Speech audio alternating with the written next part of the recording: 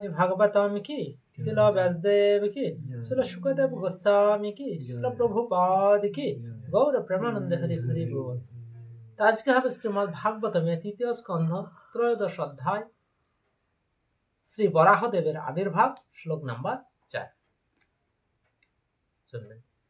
শ্রৌতস্য পুংসাং সুচির শ্রমস্য নিম্মঞ্জসাসুরভিরিরিতহর্থঃ তত্তদ্গুণানুশ্রবণং মুকুন্দ পদারবিন্দং হৃদয়ে সুজেশা। অনুবাদটা সকলে বলবেন।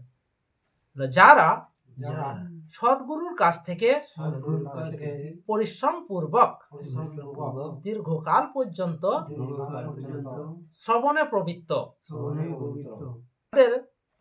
শুদ্ধ ভক্তদের চরিত্র ও কার্যকলাপ সম্বন্ধে শুদ্ধ ভক্তদের মুখ থেকে শ্রবণ করা উচিত। শুদ্ধ ভক্তরা নিরন্তর তাদের হৃদয়ে ভক্তদের মুক্তিদাতা পরমেশ্বর ভগবানের শ্রী পাদপদ্মের ধ্যান করে। আমি একবার বলবো, শুনবেন। যারা সদ্গুরুর কাছ থেকে পরিশ্রম পূর্বক দীর্ঘকাল পর্যন্ত শ্রবণে পবিত্র, তাদের শুদ্ধ ভক্তদের চরিত্র ও কার্যকলাপ সম্বন্ধে শুদ্ধ ভক্তদের মুখ থেকে শ্রবণ করা উচিত। শুদ্ধ ভক্তরা নিরন্তর তাদের হৃদয়ে ভক্তদের মুক্তিদাতা পরমেশ্বর ভগবানের শ্রী পাদপদ্মের ধ্যান করে। তা তাৎপর্য শুনবেন মন দিয়ে।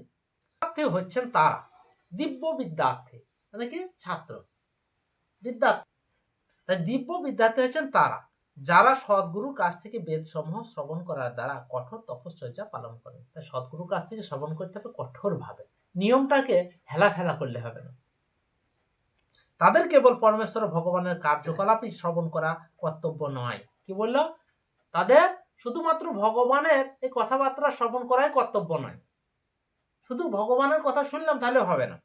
যারা নিরন্তর তাদের হৃদয়ে ভগবানের শ্রী পাদপদ্মের চিন্তা করেন, তার ভক্তরা আর কি চিন্তা করেন, সেই ভগবত ভক্তদের চিন্ময় গুণাবলীর কথাও তাদের অবশ্য শ্রবণ করতে হবে। শুধুমাত্র ভগবানের কথা শুনলে হবে না। ভগবানের যে ভক্ত ভগবানের কথা সবসময় চিন্তা করে, সেই ভক্তের মহিমাও শ্রবণ করতে হবে। সেই ভক্ত কি করেন, কিভাবে খাওয়া দাওয়া করেন, কিভাবে তিনি চলেন, আমি সেইভাবে চলবো, চেষ্টা করব। তাই সেই ভক্তদের কথাও শ্রবণ করতে হবে। তাই ভগবানের শুদ্ধ ভক্তকে এক পলকের জন্য ভগবানের শ্রী পাদপদ্ম থেকে বিচ্ছিন্ন করা যায় না। কি বলা হলো? ভগবানের যারা শুদ্ধ ভক্ত, এক পলকের জন্য তারা ভগবানকে বিচ্ছিন্ন করেন না। ভগবান যে প্রতিটি জীবের হৃদয়ে সর্বদা বিরাজ করেন সেই সম্বন্ধে কোনো সন্দেহ নেই। কিন্তু মায়া শক্তির দ্বারা মোহচ্ছন্ন হওয়ার ফলে, আমরা মায়াবদ্ধ জীব তো, তাই কখনো কখনো মোহে পড়ে যায়। এই মোহচ্ছন্ন হওয়ার ফলে তাদের সেই সম্বন্ধে কোনো জ্ঞান নেই। মায়ার দ্বারা যারা মোহিত হয়ে থাকবে তাদের কোনো জ্ঞান থাকবে না যে কে ভক্ত কে ভক্ত নয়, তারা বুঝতে পারে না। তাই ভগবত ভক্তরা কিন্তু ভগবানের উপস্থিতি উপলব্ধি করেন এবং তাই তারা সর্বদা তাদের হৃদয়ে পরমেশ্বর ভগবানের শ্রী পাদপদ্ম দর্শন করেন। এই প্রকার শুদ্ধ ভক্তরা ভগবানের মতোই মহিমান্বিত। যিনি বিশ্বাস করেন বা ভগবানের শ্রী পাদপদ্ম হৃদয়ে স্থাপন করেছেন, সে ভক্ত ভগবানের মতোই মহিমান্বিত। কি বলা হলো? ভগবানের মতোই মহিমান্বিত।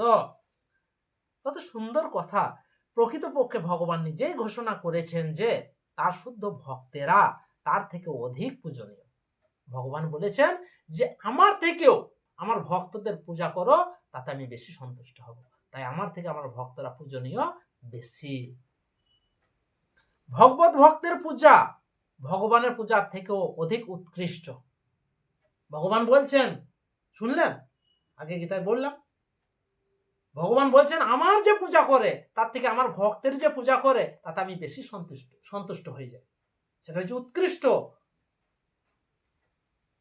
তাই বলছেন ভগবত ভক্তের পূজা ভগবানের পূজার থেকে অধিক উৎকৃষ্ট। তাই দিব্য বিদ্যার্থীদের কর্তব্য হচ্ছে শুদ্ধ ভক্তদের সম্বন্ধে শ্রবণ করা।